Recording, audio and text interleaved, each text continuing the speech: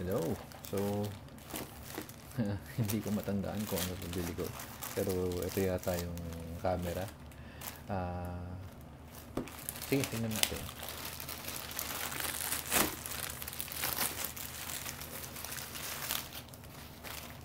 Okay, ito nga yung SJ Cam.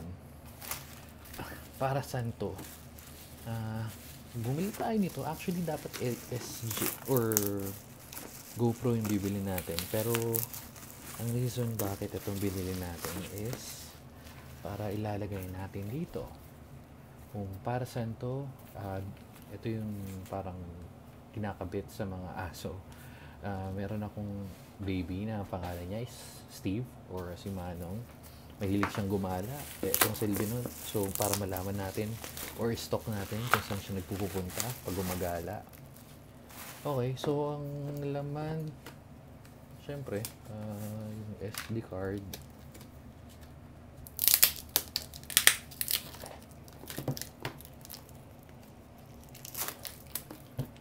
Tingnan natin.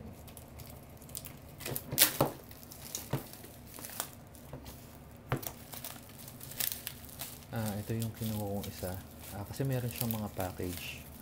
Hindi ko matandaan kung anong to. Pero ang kinuha ko yung SD card na may kasamang SD card tsaka merong kasamang extra battery.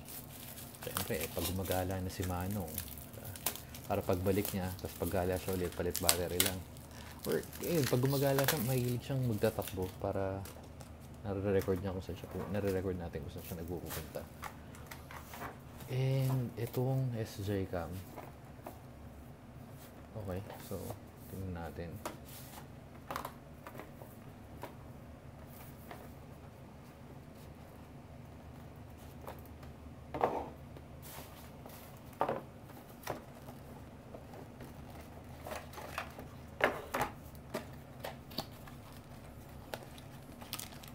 May kasama na siyang mga mounts. Oops. Charger. Mounts. So, ito yung para sa stand or tripod. Ito yung mga pinagkokonekan ng SJ Cam. So, meron siyang sticker at yung manual na hindi naman natin binabasa. Okay, so, oops. Check natin to. Okay, so meron na siyang case. Waterproof yata ito. Paano siya gamitin? Battery na yata. Meron na ako nito before. Pero nabilad sa kotse kasi. So, okay. So, tingnan natin. Yun nga. So, meron ako nito before. Pero nabilad sa kotse. So, hindi na siya hindi ko sure kung hindi na siya gumagana or yung sa SD card lang. So, titingnan ko yun after nito. Baka pwede kong gamitin kay Manong yun. Paano ba natin ito bubuksan? May case, may ano pa siya? Filter or screen protector. Wala yatang battery. Ano ito buksan?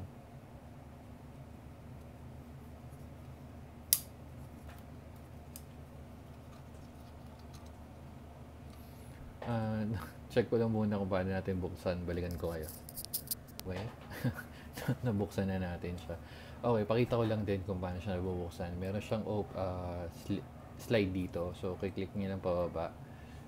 To, pag click niyo pababa, may hilahin niyo lang siya.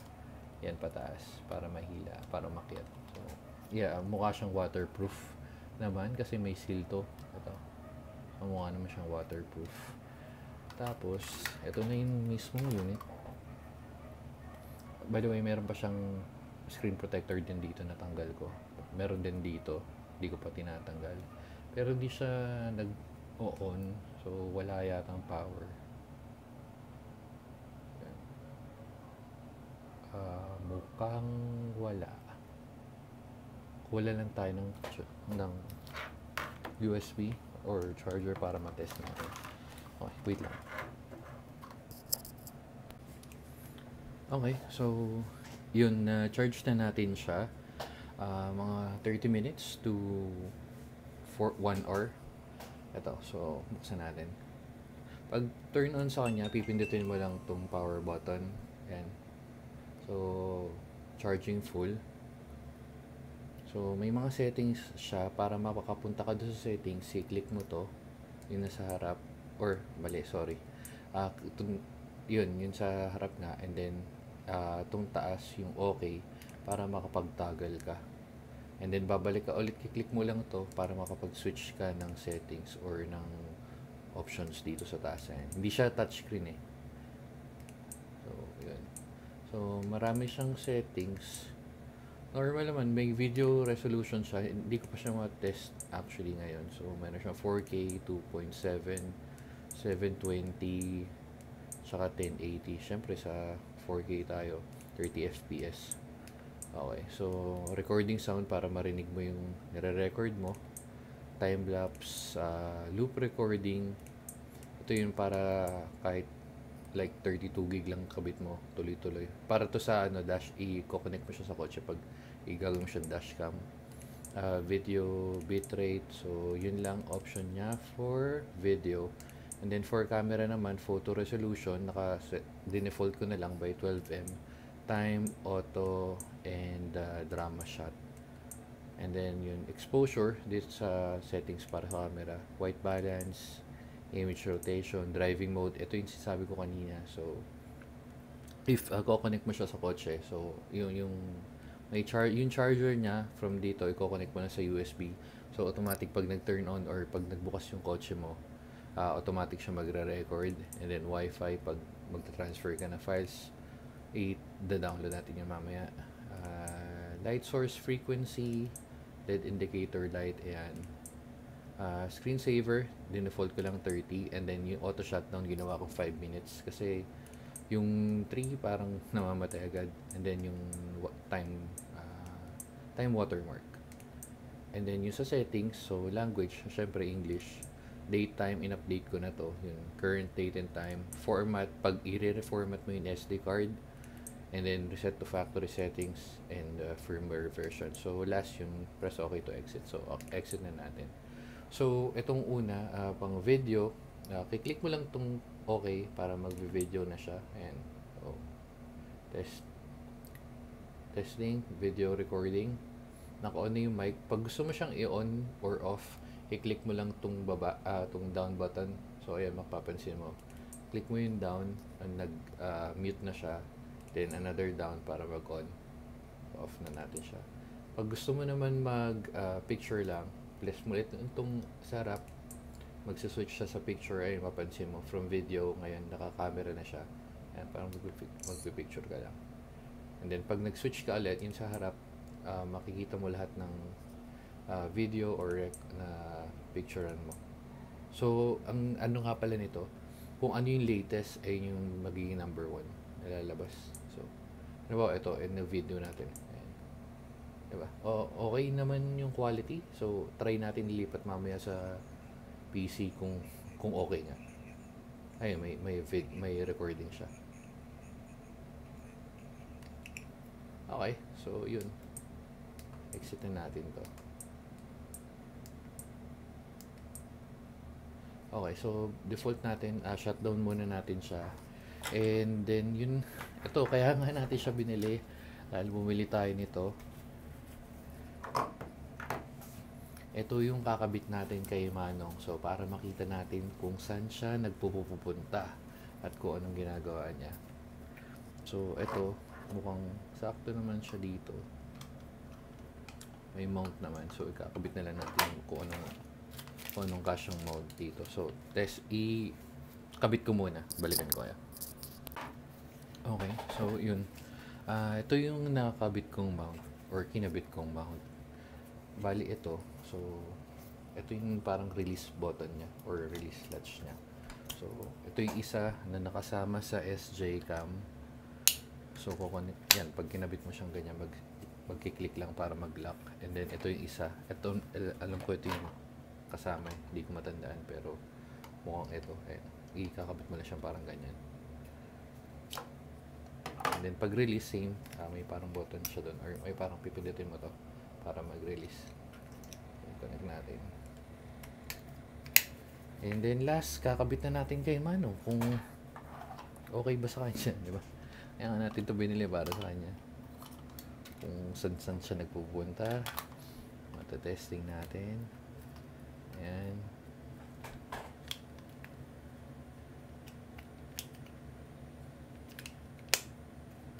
Okay.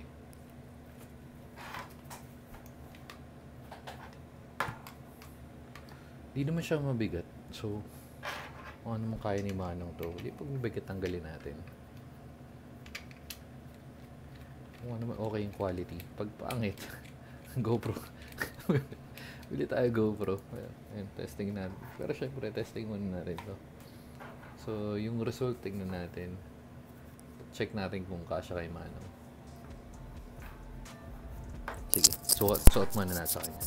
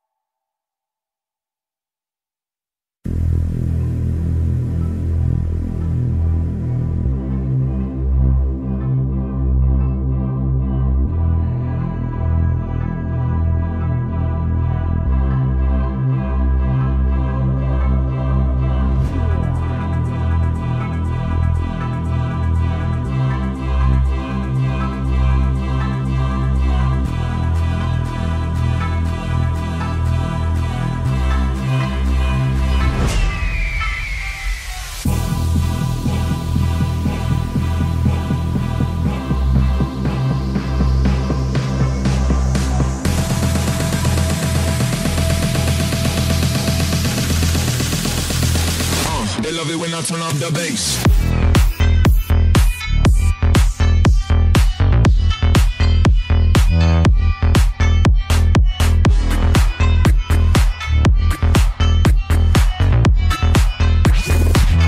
They love it when I turn up the bass.